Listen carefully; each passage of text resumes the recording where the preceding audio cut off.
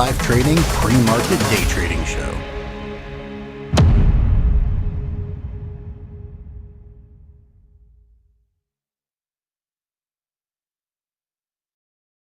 All right. What is up, traders from around the world and the YouTubes, the interwebs?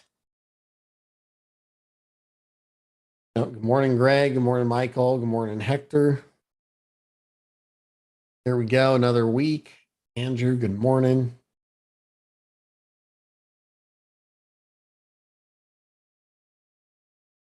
Good morning, Bill, Michael, Paul. Morning, Dustin.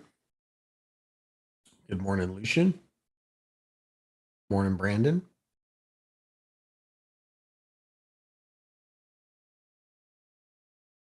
Hope you all had a great weekend. Let's jump on in. And here's the SPY from last week. Nice little morning star reversal out there. Here's your weekly candle. Looks like a cool little hammer to me. There's the long terms. We're still a little bit below the 100. But I know it's like doomsday every day on Twitter and the news and everybody else. But we got 1, 2, 3, 4, 5, 6 weeks, 6 red weeks in a row on the SPY. So I think we're in for a bounce, team. I do. I think we're in for a bounce. Now, I'm not saying like we're going back to all-time highs anytime soon, but I think we're going to probably do something like that. No, I don't think I'm going to record the session, Hector. People just need to be here live. Plus, it's just too much recording. Manoj, good morning. Manoj, Oj, I think it is. Is 6 weeks? Is that is a record? No, it's not a record. But it is. It's pretty good. It is one of the worst starts in history to the market.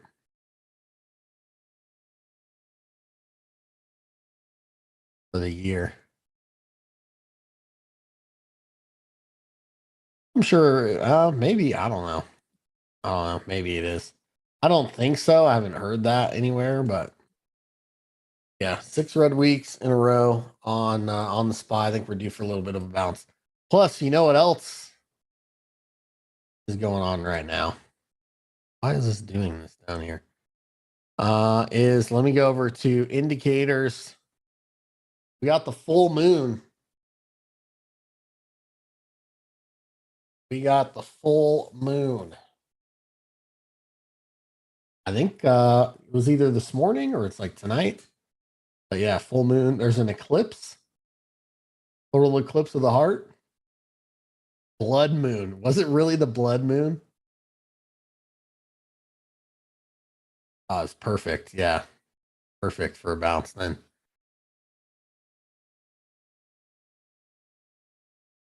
Because we've been feeding it lots of blood, so it's full. It's full. Here's the Qs. The Qs is off like 30% off the all-time highs. I'm not saying this is the bottom forever, but we're probably going to get a little bit of a bounce this week. I feel like we're down 30%. Here's a bearish Fibonacci extension. This I'm drawing as the impulse move, the retrace, and the failure. And you can see we made it to the 100% extension of the bearish move and retrace. So I don't know. That looks cool too. Here's the weekly on the Qs. I know everyone wanted to tune in to Doomsday Monday, but I think we could bounce this week. 1, 2, 3, 4, 5, 6 bearish candles in a row on the Qs.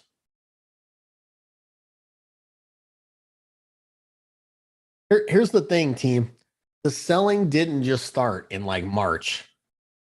I know that, CNBC probably started just talking about it in like March, maybe February, and like, oh, we just entered a bear market, or whatever.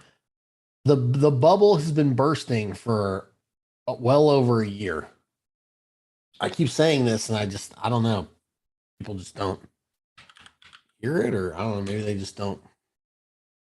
Maybe they don't believe. That's okay. I mean, look at stuff like this, like the SPACs, Teladoc, all these things started blowing up in February of last year. All the super high growth, infinite PE, not necessarily fake company, but like they're never going to make any money. Meme stonks, you know, bikes with an heck, Peloton started blowing up in January. Bikes with an iPad on them. All these dumb things. Like these things started blowing up like a year and a half ago. And then it started like trickling through the growth stocks.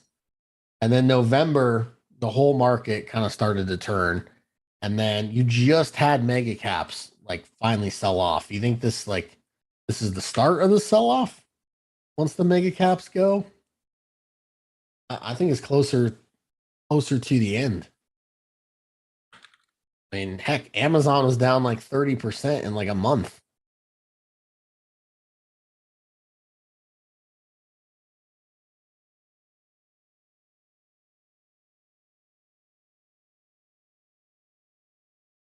40%. So yeah, the other thing is, again, I'm not saying go all in here, but if you have a long-term time horizon and you're not at least starting to buy, again, not financial advice, but I think you're doing it wrong.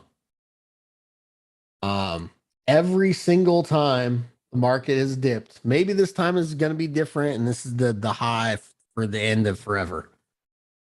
But every other single time that the market has had ginormous pullbacks, they've been buying opportunities, including 2008, 2009. In the overall market, not like overall market isn't going to go bankrupt. Peloton, Fastly, like they can go bankrupt. Probably will, stuff like that. But I feel like you got to be buying some things. I'm putting some money to work.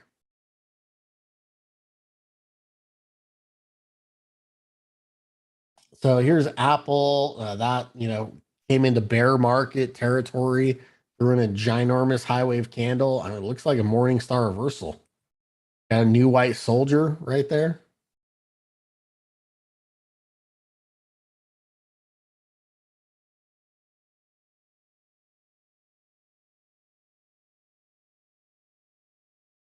I just don't know if you're going to get enough money higher up. Here's Nvidia, nice morning star reversal as well. New white soldier. I mean, heck, even Roblox is starting to bounce. I think that's exhaustion volume on Roblox. Like some of this stuff that's off like 90%. I mean, damn. You know, what do you really want? AMD, gorgeous trap. Some people got short here. And hold on. It's a trap. Yep, they're working again. Whoever shorted that breakdown on AMD, immediate trap. Nice bounce. Looks like a double bottom. Gorgeous morning star reversal. Tesla still looks a little bit bearish, but it does have. I don't really know that I can call it a morning star reversal just yet. We'll see what kind of candle comes in today. Delta coming into some support. Looks like it's trying to bounce. Very channel ish. Square. I think this is a short term bottom for Square. Square just got blown out after these earnings. I mean, look at this, and the way that it started moving. Maybe I'll be proven wrong. I don't know. Oil. All the energy stocks are probably going higher. Even Robinhood. Yeah, I'm not coming in buying this one per se, but you could trade it. I traded it for a small gain on Friday. Coin I did trade for a gain on Friday as well. A little bit of exhaustion volume here. Am I saying coin's going back to the moon? No, but I mean it could trade. I don't know, even if it trades up to like here. I mean, that's 60%. That's how destroyed some of these things are. Here's Unity Software. Again, maybe it pulls back and bounces a little bit, but just been completely destroyed. Here's Spirit Airlines trying to get a hostile takeover from JetBlue. They've We fused it a couple times, so I don't know if this is going to hold. But that's why it's gapping up. Twitter, I don't think the deal is going to get done. I think Elon's is looking to find a reason to get out of it, and or just doesn't want to get a margin call on Tesla if he keeps selling off. So the risk arbs are saying that deal's obviously not getting done all the way down here. He put it on hold. They'll try to sue him for $1 billion. Wix, I mean, going into earnings, the company loses money. I mean, I just don't think it really is going to do a whole lot. It was down 85%. So I don't know. I wouldn't trade it. DraftKings already had earnings, had a little bit of a bounce. I mean, if this is a short term bottom with some of these growth stocks, I mean, is DraftKings even growing? I don't know. Maybe you can try a tradable bottom. I wouldn't invest in any of these things. You could trade them. Based on this Fibonacci, this bearish fib extension, we should get to negative 14. I'm just kidding. 858 looks kind of nice. I'd rather try it down there. Wheat, yeah, going to be a food shortage coming up with the Russia-Ukraine war. India not going to export any wheat. Not that they're a huge producer anyways, but I think wheat went limit up last night. But it's just going to show, yeah, it was limit up over here. Going to show you that there's going to be continued pressure on food.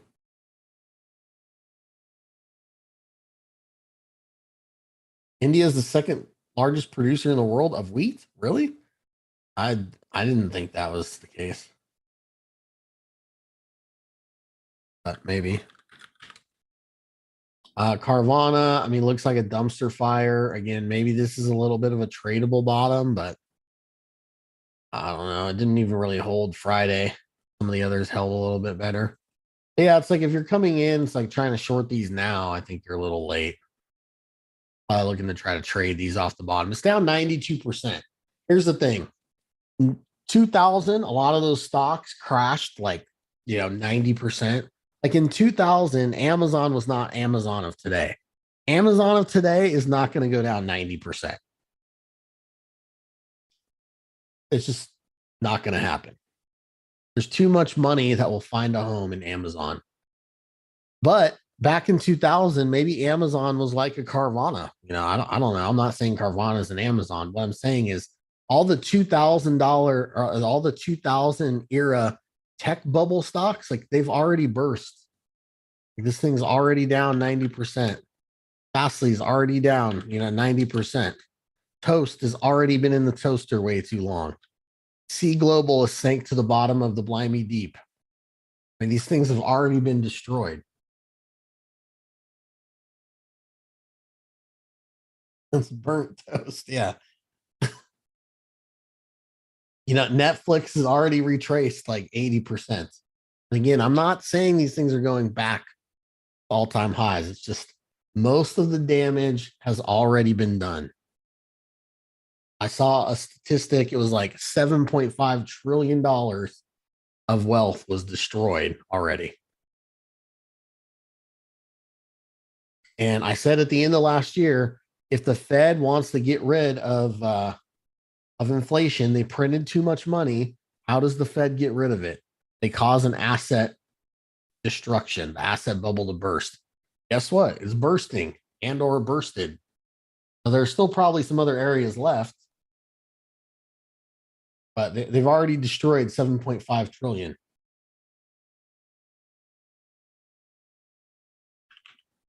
Apps. It's already had a major pullback.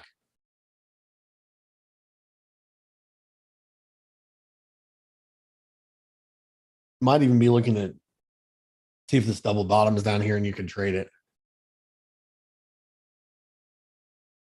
So and some of these things are going to go away. Like let's say Intel, right? Let's just go to a weekly chart. Some of the like Intel survived. This is survivorship bias because Intel survived. There are some of them that did not survive 2000, so we cannot look at their charts.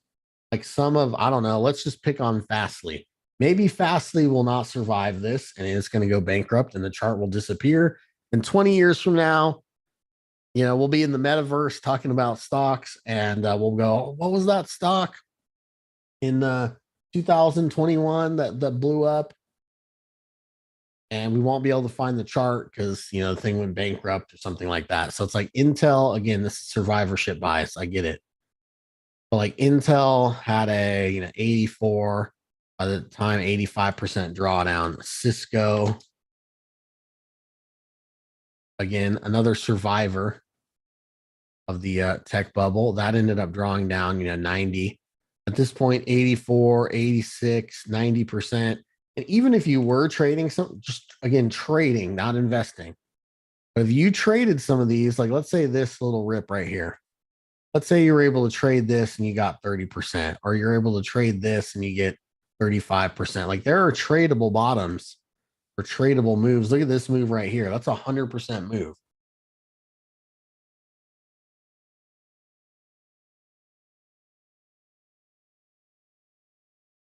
Oh, and these are the ones that survived and then like took 20 years to come back the all-time high. Like not all of them are going to survive, but you can trade off the bottoms of some of these. Um, maybe Liam. I mean, the thing is, like fair valuation for me, I still don't want to own anything longer term that does not make money. Yeah, Cisco's. I mean, it already survived. Yeah, it took a while. It's not back to its all time high, but it already survived. Yeah, micro strategy. I don't know. Can lightning strike this guy twice and annihilate him? It looks like it's going to. Maybe he's going to be the double loser.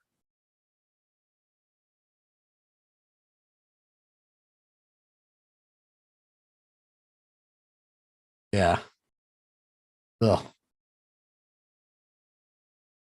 Or Bitcoin's going to take over the world and he's going to be the ruler. I don't know. This again kind of looks like exhaustion volume to me down here.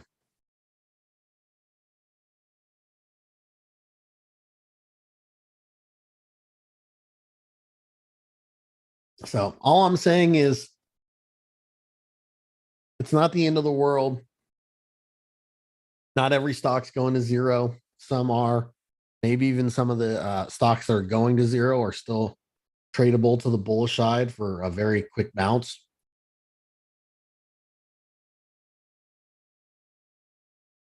This idea that like the selling is just getting started, I don't believe that at all. I feel like just not paying attention to what's been going on the last year and a half.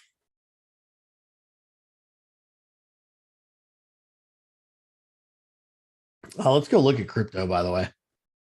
So crypto, unfortunately, as a leading indicator over the weekend, it's not great. We're down right now. Ethereum. Yeah, Luna. I can't even see that thing. Oh, and if anyone tells you Luna's going back to $1, they're absolutely insane. There's been so much Luna just created out of thin air that it would have to be Luna would have to go to like $3 trillion valuation for it to go back to $1. It's never going to $1. What are the chances you see a market rallying to an all-time high before? I don't think that we're going to make a new high this year. Again, that being said, I don't think we're going to make a new high this year. If we do, it'll be at the very end of the year and like maybe like 1 or 2% green. But I don't think that we're going to make a new high this year. I also think we're going to kind of follow the mid-year election cycle, not the percentage of pullbacks, but the stuff like this. We're kind of following this type of course, right now, Q1, Q2, pulling back. And then this is also, here's another, this is S&P year-to-date return, midterm election cycle. So you can see pulling back into May and June. This is what I've said most of the year. Very choppy, sideways, miserable summer. We dip and then we rally into the year, but I don't think we're going to make a new high because obviously the dip's been pretty big.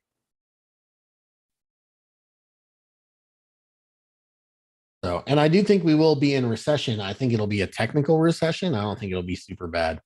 There's too much money sitting around. Depends on what you're buying, Matt. You know, if you bought like Palantir, Ocean of Tears, Pile of Tears, people losing their retirement.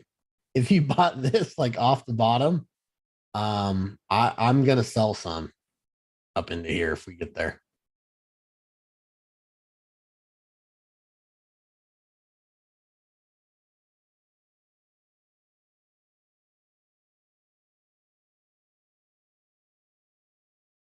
You could sell calls against these things, yeah.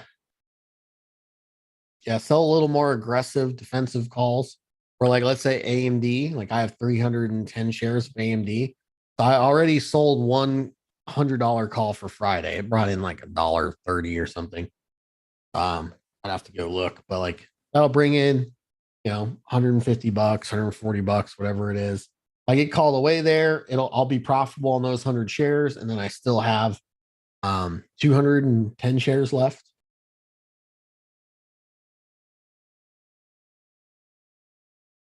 I'd sold the long puts and use that money to buy a couple more shares. And then if we take out this candle, I will buy more puts.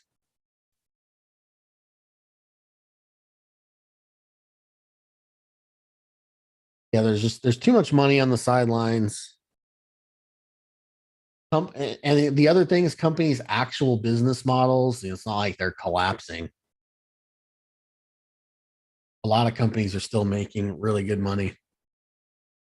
And then you have like the energy sector holding up super well. Like the energy problem is not going away. It's only going to get worse once China reopens.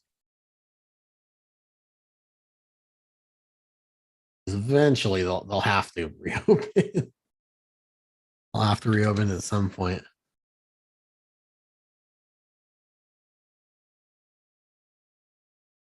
And then if Europe can avoid a really bad recession, again, that puts more pressure on like XLE. Yeah, XLE is looking good. Anything consumer staples, pull back and do a little bit of a viable dip. Healthcare, same thing. Healthcare pulled into nice little support zone down in here. Old resistance, new support.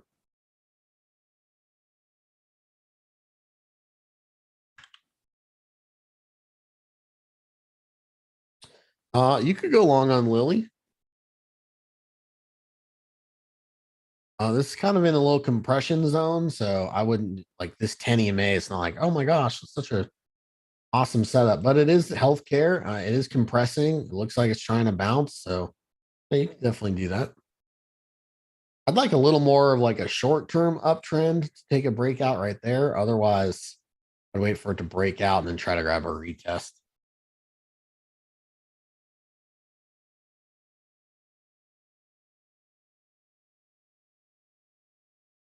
And that thing did me so dirty. It stopped me out by like pennies. Albemarle, interesting little Morningstar reversal. Nice little bear trap. Who shorted at the end of the day there? Ugh. Oxy and Buffett is just printing money on this. Mondelez looks great. Shopify, could Shopify go lower? Sure, but I think it's a little bit of a exhaustion volume reversal down here. Merck is going buck wild. Pay enemy. I don't know about this one, but Bros didn't give us any inside. I was looking for some inside candles. If you want to buy a dip and put a stop below $20, that might be okay.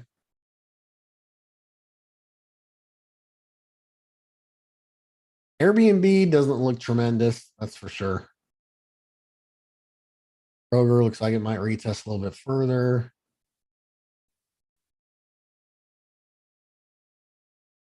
Already looked at Piloteers.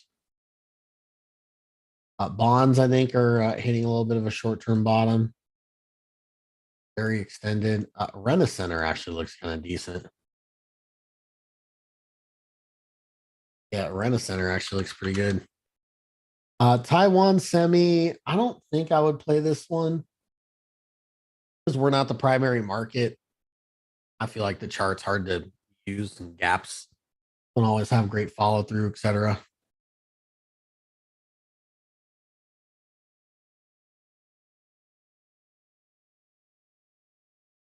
This thing is being annoying.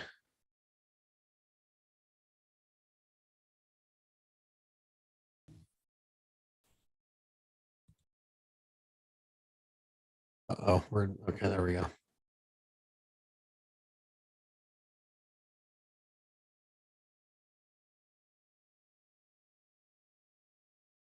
As far as chips, I like the double bottom on AMD, and I like this Morningstar reversal on Nvidia. But I actually like AMD better.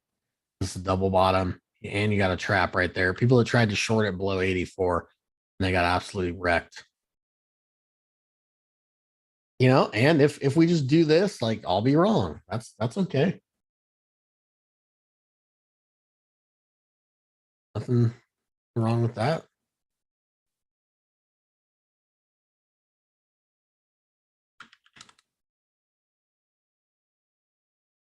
Look at that. Like, who's shorting Google Thursday morning? Who is shorting Google down there?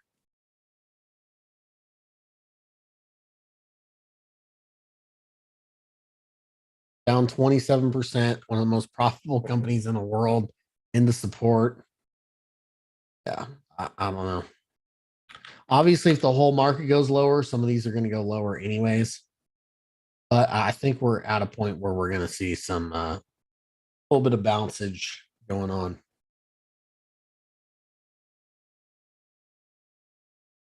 far as our stocks today, that's not going to be tradable on the open. That's not. That's not. I think we're going to have to be relatively patient. These are all like inside gaps. Unless I want to trade one of these.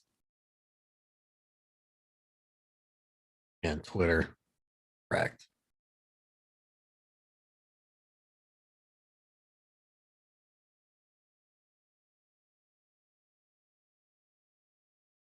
I'll watch a couple of these like tech stocks, but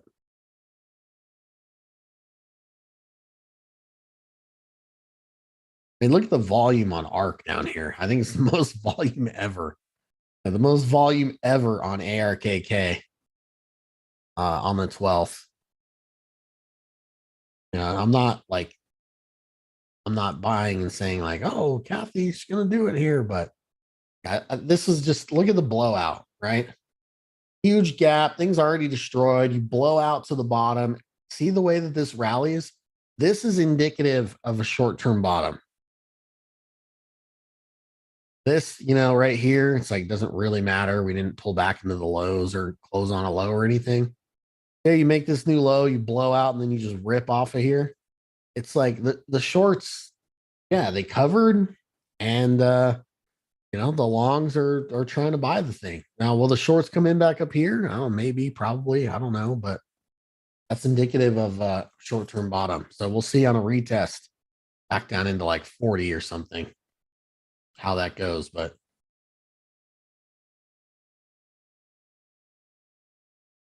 I think you have some tradable bottoms.